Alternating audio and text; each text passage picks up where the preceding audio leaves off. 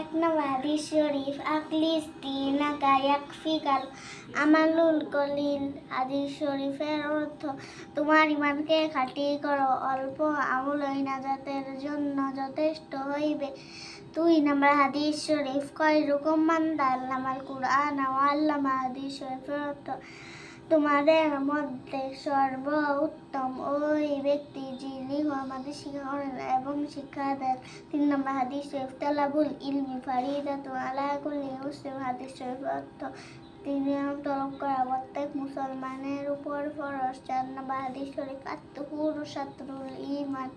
পবিত্রতা ঈমানের অঙ্গ। হাদিস শরীফ পবিত্রতা ঈমানের অঙ্গ। 5 নম্বর হাদিস শরীফ মিফতাহুল জান্নাতিস সালাম। হাদিস শরীফের অর্থ নামাজ বেরেস্তার চাবি। 6 নম্বর হাদিস শরীফ আউয়ালু মা ইউহাসাবু বিহিল আবিদু ইয়াউমাল কিয়ামতিস সালাহ। কিয়ামতের দিন সর্বপ্রথম নামাজের হিসাব হইবে। 7 নম্বর হাদিস শরীফ ফাদলুল আলিমিন আলাল আবিদিন কাফাতলি আলা আদনাকুম। হাদিস শরীফের অর্থ তোমাদের মধ্যে সর্বাপেক্ষা ছোট ব্যক্তি হইতে আমার মতো বা যত বড় বেলেম আবেদের চেয়ে একজন খাঁটি আলেমের মতো বা তত বড়।